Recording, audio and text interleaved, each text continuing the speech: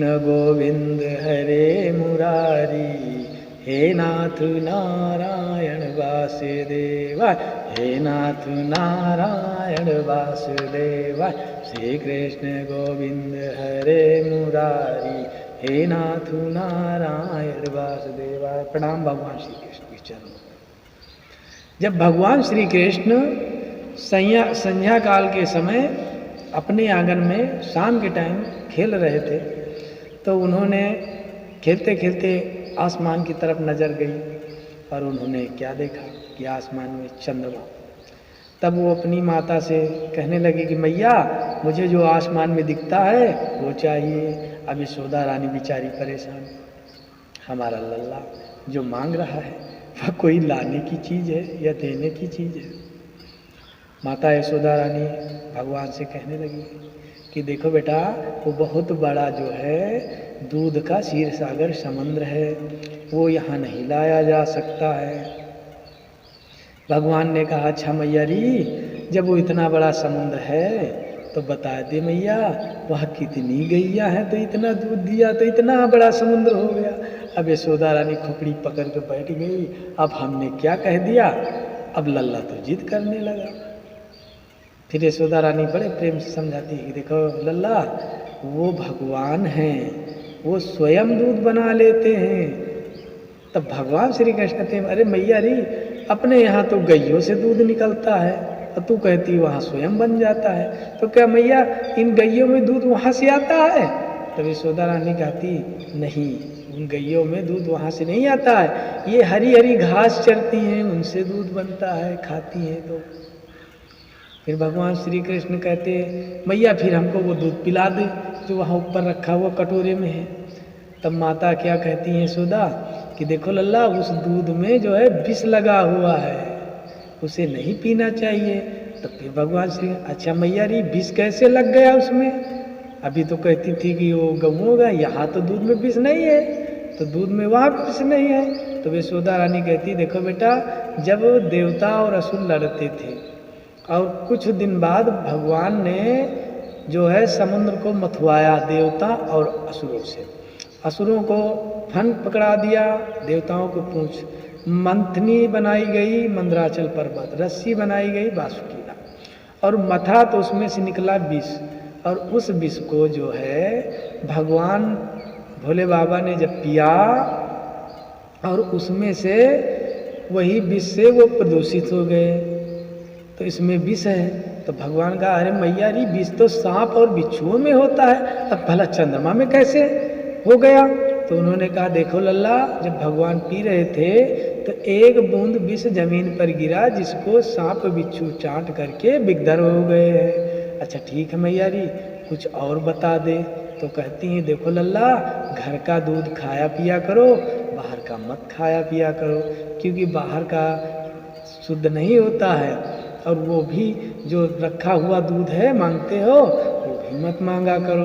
बस भगवान श्री कृष्ण धीरे धीरे धीरे धीरे नींद आ गई और भगवान अपने पालने पर सो गए। यशोदा रानी अपने काम में लग गई। फिर सुबह हुई तो पूतना वहाँ आकाश मार्ग से विचरती हुई आ गई। अब पूतना जब आई तो उन्होंने देखा कि यहाँ बालक है और वो बच्चों को ढूंढ ढूंढ करके मारती। सबसे ज़्यादा यादव बस्ती और अहेरों को गांव में जा जा करके कंस के आदेश के कारण उन्होंने बच्चों की बहुत सी हत्या की। उससे बड़ी पापनी कोई थी नहीं। भगवान ने सोचा ये पापनी आ रही, तो वो जानबूझ करके अपने नेत्रों को बंद कर लिया कि मैं इसको नहीं देखूंगा, क्योंकि जो नारायण हैं उनके दर्शन उन्हीं को प्राप्त होते हैं जो भगवान के प्रति प्रेम रखे, और जिसको प्रेम नहीं है उसको भगवान के दर्शन तो क्या है, भगवान की भक्ति में भी आनंद नहीं आएगा, भगवान के नाम में भी आनंद नहीं आएगा। अब कुछ लोग कहते हैं मैं तो भगवान का नाम ही नहीं लेता। अच्छा, कभी आप सोचे हैं कि जब सांस लेते हैं रा और जब सांस छोड़ते हैं तो धे, अरे जीते मरते राधे राधे जपते हो। जब तक श्वास है तब तक राधे राधे, श्वास नहीं तो राधे राधे नहीं। तो इसलिए राधे, जब सांस लिए तो रा, छोड़े तो दे, राधे कृष्ण राधे कृष्ण। भगवान नेत्र बंद कर लिए और पूतना कैसा रूप बना करके, जैसे भगवान मोहिनी के रूप धारण करके अमृत कलश असुरों से ले लिया था और देवताओं को अमृत मिला, ऐसा रूप धारण करके छलिया वेश धारण करके पूतना वहां पर हाथ में कमल का फूल लिए हुए बढ़िया टेढ़ी मेढ़ी चाल चली जा रही।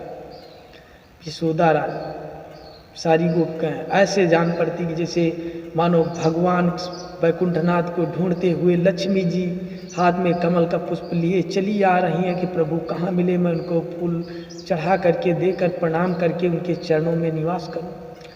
अब बड़ा सुंदर स्वभाव समझ करके यशोदा रानी अपना लल्ला उनकी गोदी में दे दिया और वो अपने स्तनों में कोटि विष लगा करके किन्हीं छूते ही प्राण निकल जाए। अब भगवान सब जानते रहे, आंखें बंद कर लिए कि इसको देखेंगे नहीं, बहुत पाप करिए। पापी व्यक्ति को मालिक देखता भी नहीं है, उधर मुख भी नहीं करता, अनजाने में अगर सामने आ जाए तो नजर बंद। भगवान ने कहा हम देखेंगे नहीं, और जैसे जबरदस्ती भगवान श्री कृष्ण के मुख में उन्होंने अपने स्तन डाले, भगवान श्री कृष्ण ने अपनी लीला आरंभ कर दी। बोलो गोविंद भगवान की जय हो। भगवान ने इतने जोर से दूध पीना शुरू किया और पकड़ा स्तन को कि उनको इतनी पीड़ा हुई, व्यथा हुई कि मानो उनके प्राण अभी निकल जाएं। फिर उसके बाद वो उसका जो छलिया भेष था वो वहीं छूट गया, वो राक्षसी भेष में आकर के तुरंत अंतरिक्ष में भगी, आकाश मार्ग। और वहां पर जब उसके प्राण निकले तो जब गिरी तो छाकोश के इर्द गिर्द के सारे पेड़ पौधे भ्रष्ट नष्ट, इतना विशाल शरीर। फिर ग्वाल बालों ने उनको कुल्हाड़ियों से काटा, इतना बड़ा शरीर।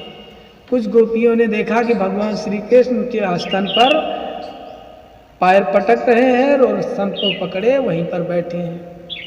उन्होंने किसी प्रकार से भगवान को उतार के यशोदा रानी को दिया और सारे ग्वाल बालों ने कुल्हाड़ी से काट करके छोटे छोटे टुकड़े करके उनकी चिता बना करके जला दिया। अब चिता जलने लगी तो जो आर बगल के गांव थे वहां पर इतना सुगंधित धुआं जा रहा है। लोगों ने कहा इतना सुंदर और सुगंधित ये धुआं कहाँ से आ रहा, कोई बहुत बड़ा यज्ञ हो। तो उन्होंने देखा तो क्या देखा कि जो पूतना थी उसकी चिताएं जल रही हैं, उसका धुआं है। आखिर वो इतनी पापनी है, उसकी चिता इतनी सुगंध क्यों नहीं कर रही? इसके पीछे भी कारण है। वो कारण क्या है? वो कारण ये है कि जो पूतना आज है ये पूर्व जन्म में राजा बलि की पुत्री थी। पूतना जो राजा बलि की पुत्री थी, जब भगवान 52 रूप धारण करके राजा बलि के यज्ञ में पधारे, तब राजा बलि की पुत्री ने देखा, कहा बड़ा सुंदर बालक है, ऐसा बालक तो यही मन करता है मैं इसे अपने स्तन से दूध पान करूं, दूध पिलाऊं।